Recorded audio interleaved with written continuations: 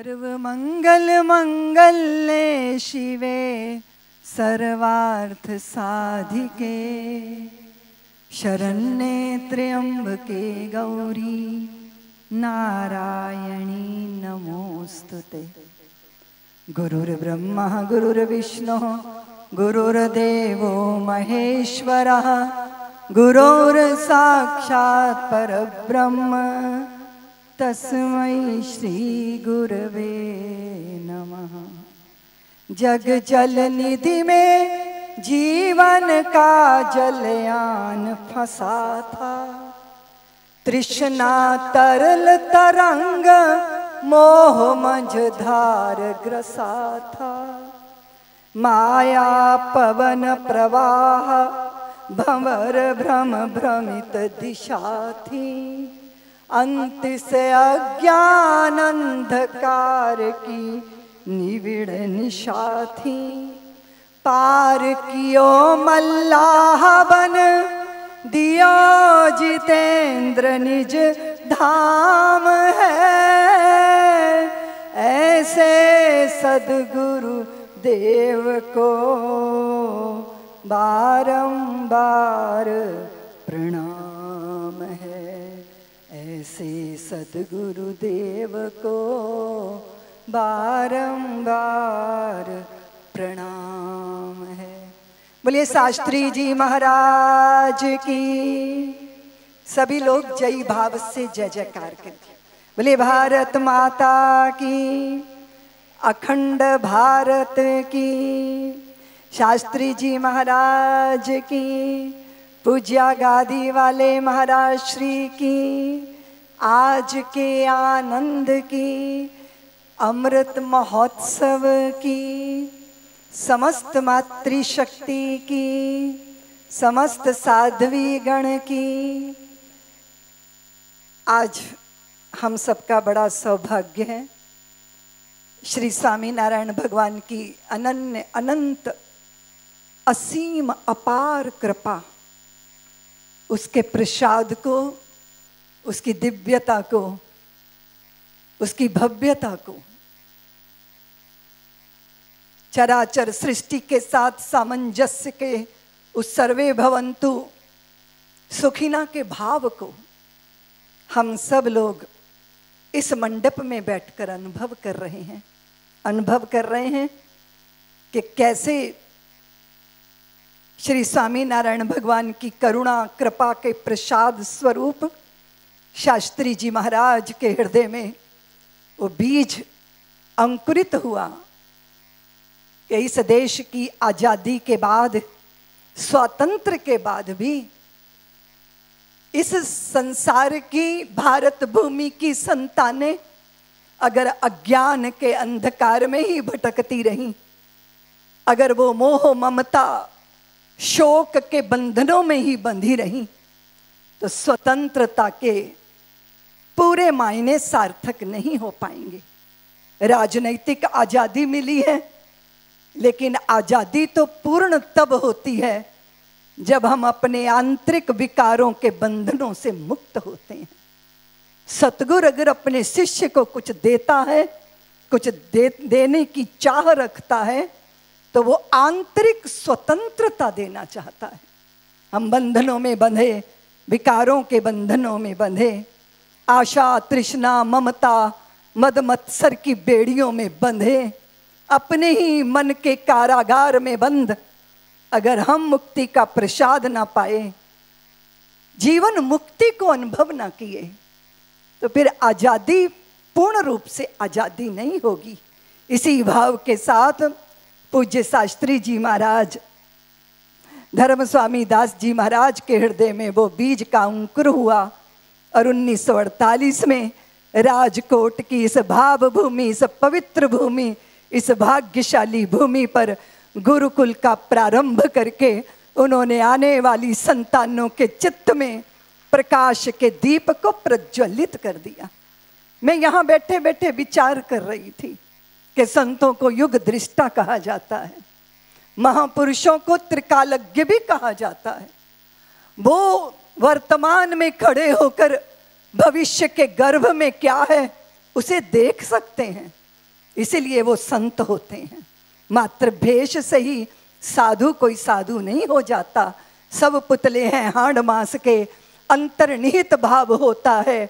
कुछ उज्जवल आलोकित रवि से, कुछ में कुछ दुराव होता है। कोई दस्तावेज नहीं है इसको परिभाषित करने में।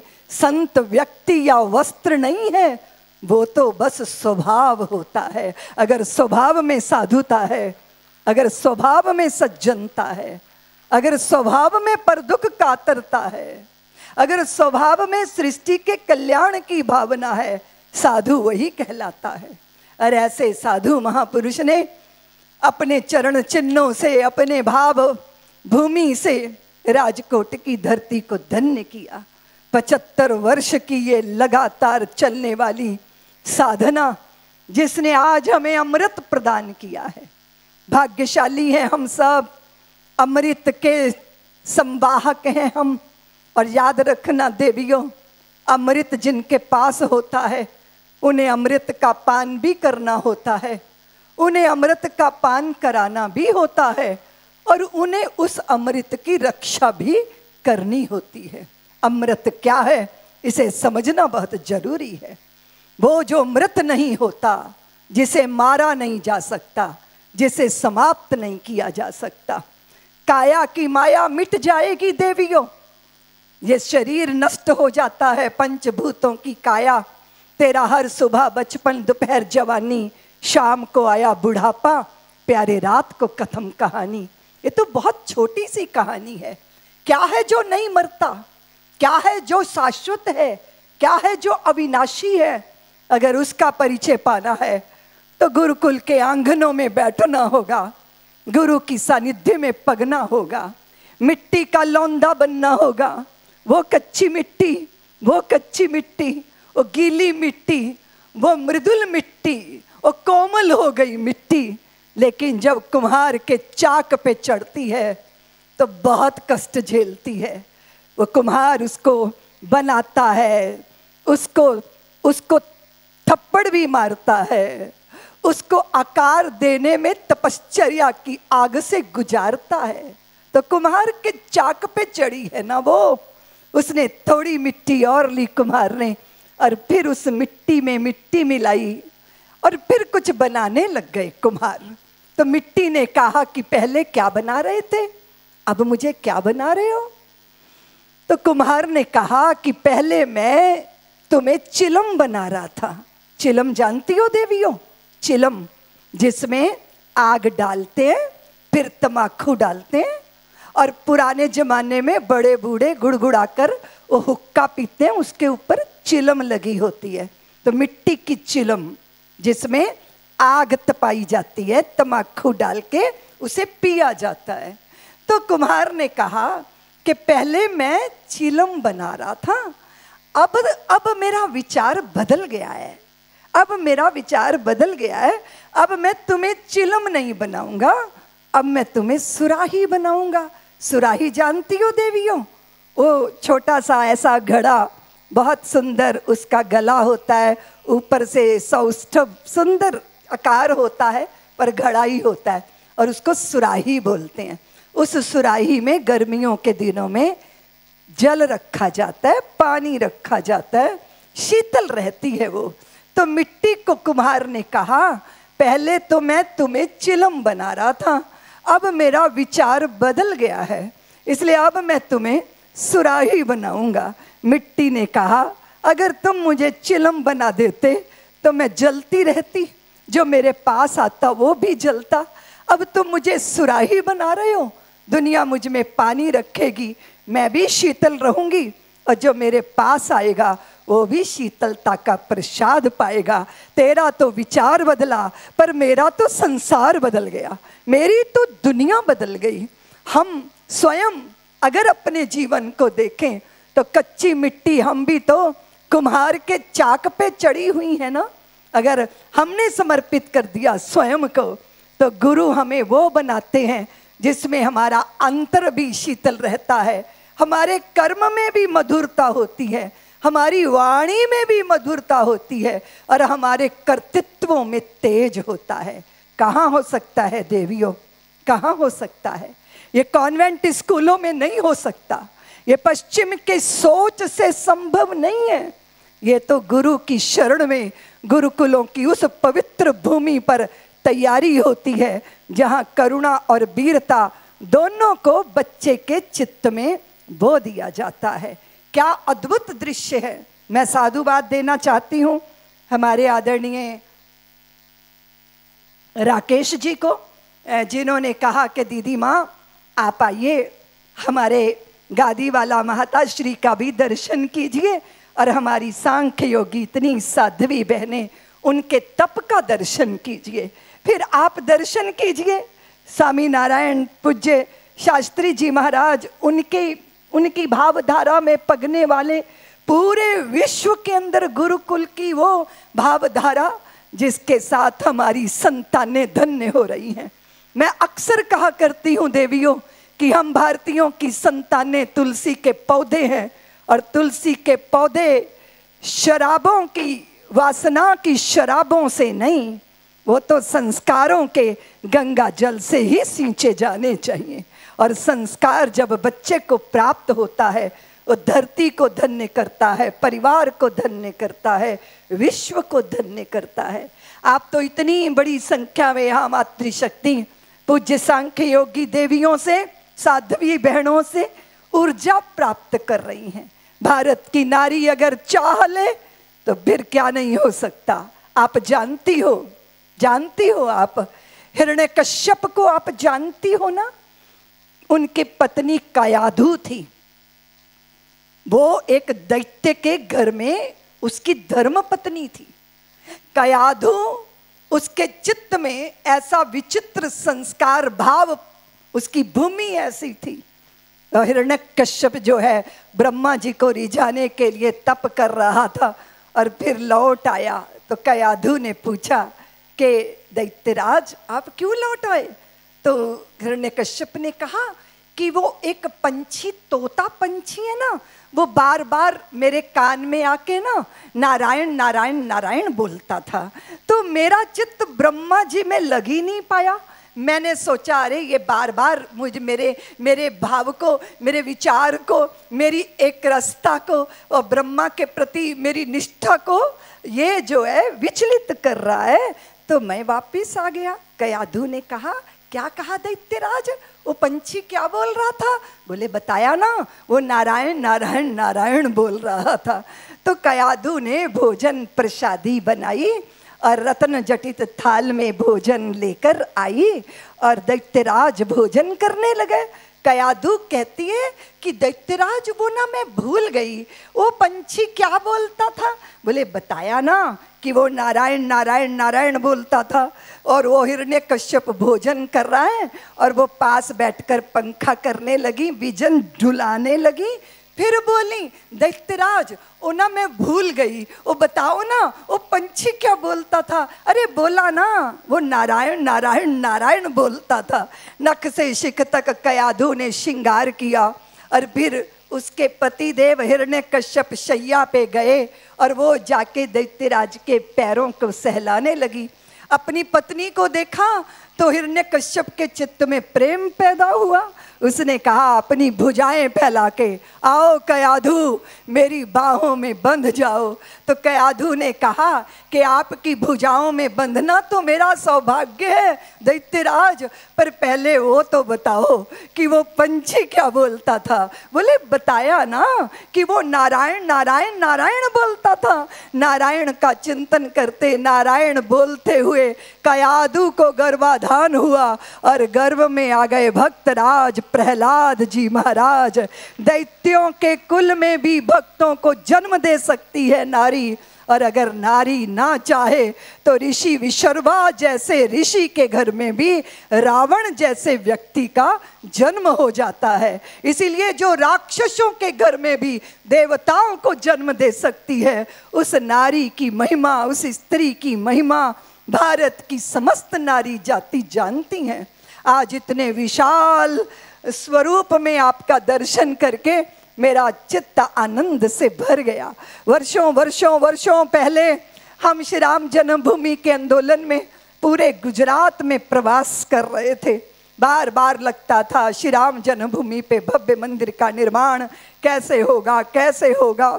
चित्त में एक भावना थी, राम जी करा रहे हैं, राम जी का काम है, राम जी के काम में काहे का विराम है। जिंदा रहे तो जग जीवन ललाम है, मर भी गए तो रहने को स्वर्ग धाम है। हमको तो काम बस राम जी के काम से, और राम जी का मंदिर बनेगा धूम धाम से। पूरे गुजरात के एक एक गांव की मिट्टी को माथे पे धारण करने का मुझे अवसर मिला था। मैं वो भाग्यशाली साध्वी हूँ जिसने पूरे गुजरात क्षेत्र की तरुणाई को भी संत महापुरुषों के बीच में बैठकर उनके प्रसाद को भी सबको ग्रहण किया। और आज देखिए, जिस दिन अयोध्या में गुजरात के सुपुत्र नहीं अपितु पूरी हिंदू जाति के सुपुत्र आदरणीय प्रधानमंत्री जी ने अयोध्या में जाके भूमि पूजन किया, तो सारे तीर्थों का तीर्थत्व और सारी पुरियों का जो है वो पवित्रता और सब हिंदुओं के हिंदुत्व को धन्य होने का अवसर मिल गया।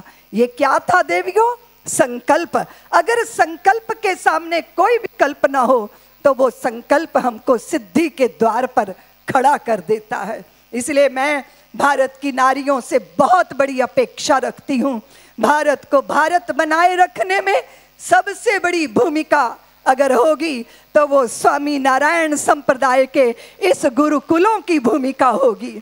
जब हम दूर दराज, चाहे विदेश की धरती हो और चाहे प्रतिकूलताओं का वातावरण हो, उसके बीच में अपने माथे पर मध्य आज्ञा चक्र पर कुमकुम लगाए हुए, तिलक धारण किए, मैं अपने तरुण भक्त स्वामी नारायण हरि पारायण भक्तों का दर्शन करती हूँ। भगवान के चरणों के प्रति जिनकी निष्ठा है, और पूरे आप आश्चर्य करेंगे, हम अमेरिका गए तो वहाँ पे भी जो गोरे लोग थे ना, वो साधुओं का ये भेष देख के तुरंत हाथ जोड़ के बोलते हैं जय स्वामी नारायण, जय स्वामी नारायण। ये आपके तप का प्रसाद है कि विदेशियों के मुख पर भी भगवान के नाम को लाने की सामर्थ्य अगर होती है तो तप और साधना में होती है। ये जो हमारे सांख्य योगी साधवियाँ अपने हाथ में गोमुखी लेकर भगवती भागीरथी की तरह इनके चित्त में भक्ति का प्रवाह चल रहा है, ये वो प्रवाह है जो सारे संसार के कलमश को ध्वस्त कर देगा और सबको पवित्रता प्रदान करेगा।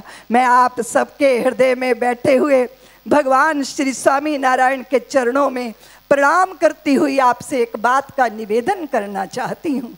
सारी दुनिया के अंदर भले ही भौतिकता का तांडव नृत्य चल रहा है, क्या हम समझ रहे हैं कि हमारा भारत भी उससे आक्रांत हो रहा है? क्या हमें समझ आ रहा है कि आज भारत में भी वस्तुओं के प्रति आकर्षण ज्यादा है, संबंधों के प्रति कर्तव्य निष्ठा धीरे धीरे शिथिल हो रही है। इन सारी विपरीत परिस्थितियों के बीच में अगर कोई भूमिका निभा सकती है तो वो भारत की नारी। मैं तो माँ हूँ देवियों, सन्यासिनी हूँ, पर उनकी भी माँ हूँ जिनकी माँ ने जन्म तो दिया लेकिन वो पालन करने का सौभाग्य अर्जित न कर सकी। मैं सोचती रही कि जो बच्चे माँ पिता के बिना होते हैं उनको अनाथ कहना क्या शोभा देगा? जिस देश में विश्वनाथ हो, जिस देश में द्वारकानाथ हो, जिस देश में जगन्नाथ हो, जिस देश में पशुपतिनाथ हो, वहां भला कोई अनाथ कैसे हो सकता है? हम सब तो सनाथ हैं, क्योंकि हमारे नाथ तो स्वामी नारायण हैं, हमारे नाथ तो हमारे सद्गुरुदेव हैं। हम तो उनके हैं जो माथे पे हाथ धर देते हैं तो जन्मों जन्मों की दरिद्रता दूर हो जाती है, मन में खुशी छा जाती है, आंखों में सुरूर आ जाता है। जब तुम मुझे अपना कहते हो अपने पे गुरूर आ जाता है। अगर साधु कहे ये मेरा है, ये मेरा है, तो साधु किसको कहेगा ये मेरा है? जो तपश्चर्या की आग से गुजर कर कुंदन हो जाता है, उसको अपना मानने में सबको गौरव होता है। शराबी वो पुत्र जो गलियों में पड़ा नालियों में कुत्तों से मुंह चटवाता है, उसे तो अपने भी नहीं कहते कि ये मेरा है, भगवान कहें ये मेरा है, उसके लिए क्या करना होगा? बताओ देवियों, क्या करना होगा? उसके लिए क्या करना होगा? भगवान कहें कि तू मेरा है, उसके लिए क्या करना होगा?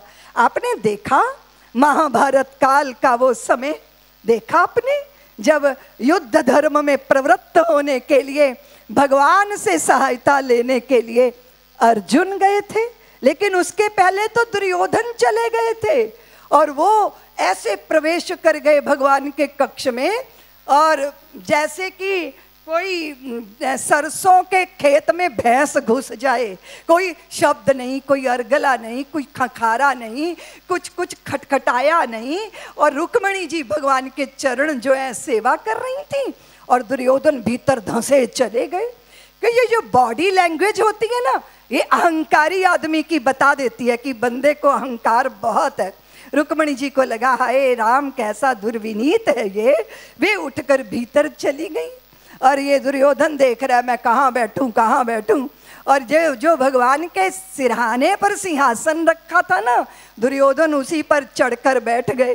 थोड़ी देर बाद अर्जुन आए, उन्होंने धीरे से शब्द किया, फिर भीतर आए। भगवान शैया पे लेटे थे, अर्जुन चरणों की तरफ आकर बैठ गए, धीरे से चरण स्पर्श किया, भगवान की आंखें खुल गईं। नेत्र जब खुले तो कौन दिखाई देगा? बताओ देवियों, कौन दिखाई देगा? वो जो सिर पे चढ़े बैठे हैं वो दिखाई देंगे? कौन दिखाई देगा? बोलो ना। चरणों में बैठे अर्जुन पर दृष्टि गई और भगवान ने कहा अर्जुन आप आए हो, आप कब आए हो? अर्जुन अभी बोल भी नहीं पाए, दुर्योधन बोला केशव मैं भी आया हूँ। तो भगवान ने यूं गर्दन घुमा के देखा, अच्छा बोले आप भी आए हो सुयोधन, पर मैंने पहले अर्जुन को देखा है, इसलिए मैं अर्जुन से ही पूछूंगा, बताओ अर्जुन तुझे क्या चाहिए? तो अर्जुन ने कहा प्रभु आपकी आज्ञा से हम युद्ध धर्म में प्रवृत्त हुए हैं, इसलिए मुझे युद्ध में आपकी सहायता चाहिए। तो भगवान ने कहा सुनो अर्जुन, एक तरफ मेरी नारायणी सेना और एक तरफ मैं शस्त्र नहीं उठाऊंगा, बताओ तुम, चुनो तुम, चुनाव करो तुम, क्या चाहिए तुमको? अब देखो देवियों, वो दुर्योधन का तो दिल धकपक धकपक करने लगा, उसे लगा कि ये कहीं नारायणी सेना न चुन ले, लेकिन अर्जुन की आंखों में क्रोध आ गया, उनके होंठ फड़कने लगे और रोष में आ गए। वो प्रभु से कहते हैं प्रभु आप क्या कहते हो, मैं आप और आपकी नारायणी सेना में चुनाव कर लूं? एक बात स्मरण रखिएगा प्रभु, एक तरफ त्रिलोकी का राज होगा और एक तरफ आप होंगे, मैं त्रिलोकी के राज को ठोकर मार दूंगा, मुझे आपके चरणों की शरण चाहिए, मुझे आपका आश्रय चाहिए, मुझे परम आश्रय चाहिए। क्या चुना अर्जुन ने देवियों?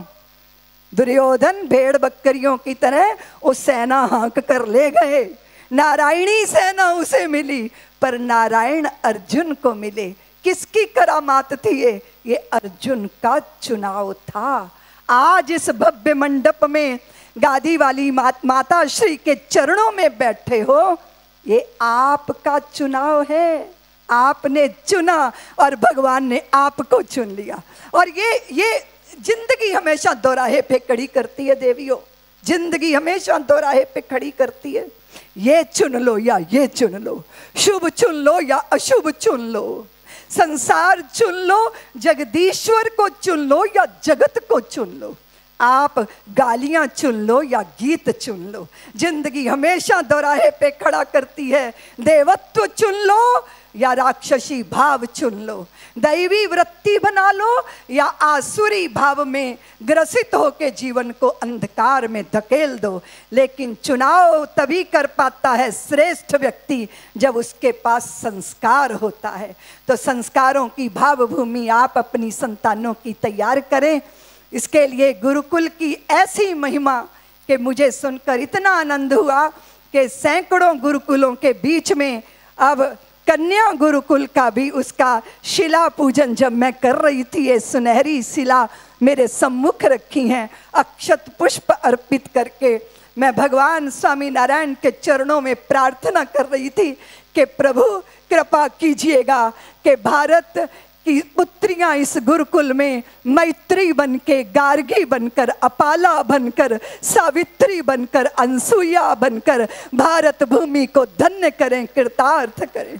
ये गुरुकुल ऐसी बेटियों को तैयार करेगा कि जब वो माता बनेंगी तो उनकी कोख में भगवान स्वयं उतरने के लिए तैयार हो जाएं। वो देवों की जननी बने, वो देवताओं को धरती पे उतारें। ऐसी पुत्रियां इस गुरुकुल में तैयार होकर भारत को धन्य करेंगी। मैं आप सबके पूजित भाव को, दीपित भाव को, आप यज्ञ भी हैं देवियों, आप यज्ञ का फल भी हैं देवियों, आप कर्म हैं, आप सदकर्म हैं, आप संतानों का प्राण भी हैं, संतानों की प्रेरणा भी हैं, और उस प्रेरणा को प्रण बना देने में आप ही सामर्थ्यवान हैं। आप सामर्थ्यवान हैं देवियों। यमराजों का भी मार्ग आप रोकने में सामर्थ्यवान हैं। लोग कहते हैं विश्व की नारी बहुत आजाद है, पर उन्हें नहीं पता कि भारत की नारी जीवन मुक्त होती है। वो पुरुष को बांधना ही नहीं जानती, वो पुरुष को मुक्ति देने का मर्म भी जानती है। जब वासनाओं से व्याकुल होकर तुलसीदास रत्ना के सामने खड़े हो गए थे, तब रत्ना ने देखा था बाढ़ ग्रसित नदी को पार करके आया है, सर्प को रस्सी मानकर ऊपर चढ़कर आया है। इतनी बड़ी सामर्थ्य, तो कह दिया जैसी नियत हराम पर तैसी हरि पर होए, चले जाओ वैकुंठ को बाह न पकड़े कोई। रत्ना ने ऐसी फटकार मारी, विकट कामनाओं से देता हुआ चुनौती चला वियोगी। काम कामना हुई कामनी से निंदित होकर उपयोगी। पा जाती संतोष वासना, अगर गले लग जाती रत्ना, तो कैसे होते हुलसी सुत तुलसी तुलसीदास। अगर बुझ जाती प्रेम पिपास, वो प्रेम पिपास को बुझाया नहीं रत्ना ने, उसको और अग्नि दे दी। वो प्रेम रति राम रति में बदल गई, और ये रत्ना में ही सामर्थ्य था। आज मैं अपनी कोटि कोटि मातृशक्ति के बीच में बैठ के बहुत गौरव का अनुभव कर रही हूँ। मुझे राकेश जी ने कहा, दीदी माँ आप सारी देवियों को संबोधित करेंगी, सांख्य योग्य साध्वियों के दर्शन करेंगी और आपको अच्छा लगेगा। और मैं राकेश भैया को बहुत बहुत धन्यवाद दे रही हूँ कि आज उन्होंने मुझे इस महोत्सव का हिस्सा बनाकर धन्य कर दिया है, कृतार्थ कर दिया है। आप सबको यही निवेदन करती हुई कि प्रेम प्यार के हीरे मोती दोनों हाथ लुटाओ, जिसका पकड़ो हाथ साथियों उसका साथ निभाओ। कौन यहाँ 2 बार मरा है, कौन अमर है, बोलो सच्चाई के लिए मौत से हंस के टकरा जाओ। सूरज का रथ देख रहा है साथी राह तुम्हारी, इस धरती पर नई रोशनी नया सवेरा लाओ। इतना सा है सार ज्ञान का, गांठ बांध लो इसको। बात नहीं बनती बातों से, करके कुछ दिखलाओ। प्रेम प्यार के हीरे मोती दोनों हाथ लुटाओ। आपने मुझे इतने धैर्य से सुना, उसके लिए कोटिशा धन्यवाद देती हुई मैं सौभाग्यवंता पूज्य गादी वाले महाराज श्री को भी प्रणाम करती हुई, आप सबको प्रणाम करती हुई अपनी वाणी को विराम देती हूँ। जय भारत, जय स्वामी नारायण।